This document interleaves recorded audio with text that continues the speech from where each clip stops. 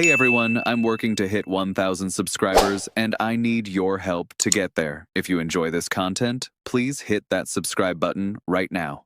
There's a moment in every franchise's life when the narrative quietly changes, not with a parade or a trophy, but with a sentence spoken behind a microphone. A sentence that makes you stop, rewind, and think, hang on, did that really just get said about us?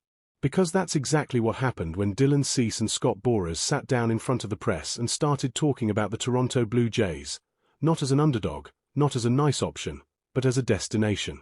And if that doesn't make the hairs on the back of your neck stand up, you might want to check your pulse. Welcome back to the Blue Jays Report, because today we're diving into a shift that feels seismic. The winter meetings may be fading into the rearview mirror, but the echoes of those press conferences are still ringing loudly. This wasn't just standard agent speak or polite compliments tossed around for optics. This felt different. It felt deliberate. It felt like the rest of baseball finally saying out loud what Blue Jays fans have been sensing for a while now. Before we go any further, if you enjoy deep dives like this, do the right thing and hit that like button, share this with a fellow Jays fan, and subscribe to the Blue Jays Report so you don't miss what comes next. Let's start with the line that should be framed and hung in the Rogers Center. Dylan Cease, one of the most coveted pitchers on the market, a man who quite literally had his pick of baseball royalty, went to Scott Boras and said, "Get me to Toronto." Not keep them in the mix. Not let's see what they offer. Toronto. Full stop. And just pause on that for a second, because 12 months ago the Blue Jays were still being whispered about as leverage, a bargaining chip, the team agents used to squeeze a little more money out of the usual suspects. Now, they're the first choice. Ross Atkins had already let it slip that Cease was the guy they wanted from the start, but the magic here is mutual desire. The front office wanted the player, and the player wanted the organization. That doesn't happen by accident. That happens when perception shifts, when culture becomes visible, and when winning stops being a promise and starts being proof. Cease didn't just talk about money or rotation spots. He talked about the environment, the people, the daily standard. He said you can tell they've built something impressive here, from the front office to the clubhouse, from preparation to execution. That's not fluff. That's respect. What makes it even sweeter is that Cease did his homework.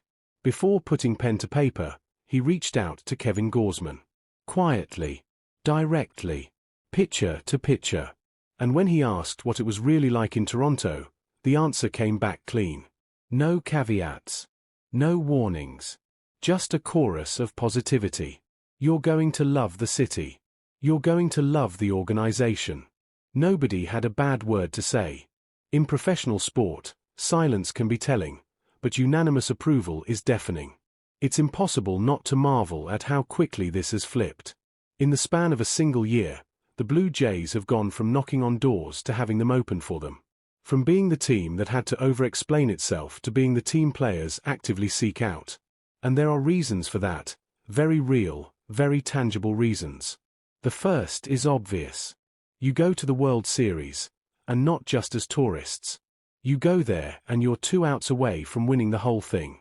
That changes everything. Suddenly, all that talk about culture and process has receipts. The second reason wears number 27. Vladimir Guerrero Jr. signing a massive long-term deal didn't just secure a superstar, it planted a flag. It told the league this isn't a window, it's a foundation.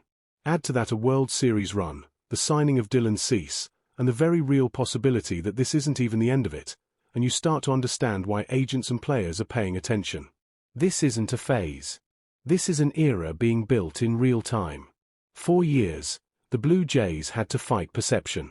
They had to convince players that Toronto was a baseball city, that the clubhouse was healthy, that the front office knew what it was doing.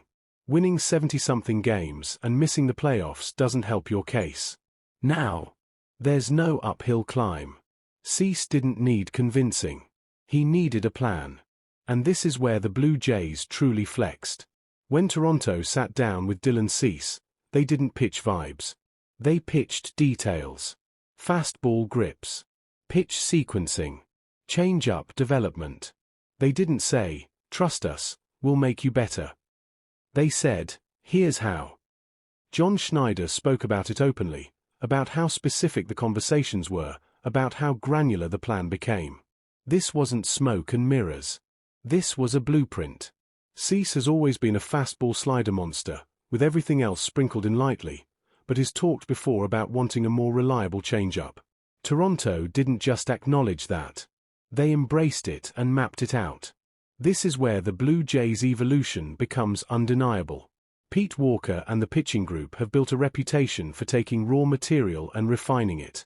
Yusei Kikuchi is the poster child for that transformation. Toronto showed Cease that this wasn't about fitting into a system, but about tailoring the system to him. And out of all the meetings he took, all the polished presentations from baseball's biggest brands, only one stood out. Toronto. Enough to make him say, "This is the place." That alone would be enough to make headlines, but then Scott Boras stepped up to the microphone and poured petrol on the fire. When the most powerful agent in baseball starts calling your facilities best in class, praising your technology, your player care, your responsiveness to what athletes actually want, people listen. Boras doesn't speak carelessly. He plays chess while others play checkers. If he's publicly praising the Blue Jays, it's because his clients are happy, and because he sees opportunity here.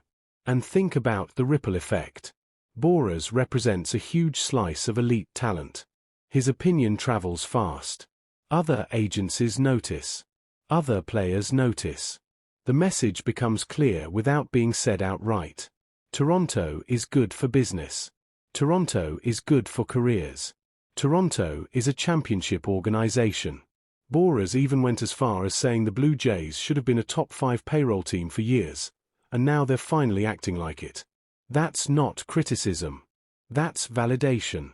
Naturally, this all feeds into the next big question, the one hovering over this offseason like a storm cloud full of promise. Kyle Tucker. He's the crown jewel still on the board, the name every fan is whispering. He's not a Boras client, which means this isn't a done deal, but context matters. Toronto has set the standard. They've proven they'll spend. They've proven they'll win. They've proven they'll develop. John Schneider has already met with Tucker, and while that doesn't guarantee anything, the tone has changed. These aren't desperation meetings. These are conversations between equals. What hits hardest here is who's doing the talking. In years past, it was Ross Atkins and Mark Shapiro telling us how good things were. Now it's Dylan Cease. It's Kevin Gaursman. It's Scott Boras. Third-party validation carries weight. It means the Blue Jays don't have to sell the dream anymore. They are the dream. And with that comes a new reality. Toronto is now in the top tier. The Yankees, the Dodgers, the Mets, and the Blue Jays. That's the room they're in. This off-season isn't about proving they belong. It's about cementing it. And with that elevation comes expectation. Last year, hope was enough. This year, hope won't cut it. The standard is the ALCS. The goal is the World Series. And that is a beautiful pressure to live under. If you're a fan, this is the payoff. This is what all the patience was for. The Blue Jays aren't chasing anymore. They're being chased. And the scariest part? It feels like they're just getting started. If you've enjoyed this breakdown, make sure you like, share, and subscribe to the Blue Jays Report. Drop your thoughts in the comments, because this story is still unfolding, and the next chapter could arrive at any moment. Thanks for watching, and as always, go Jays go.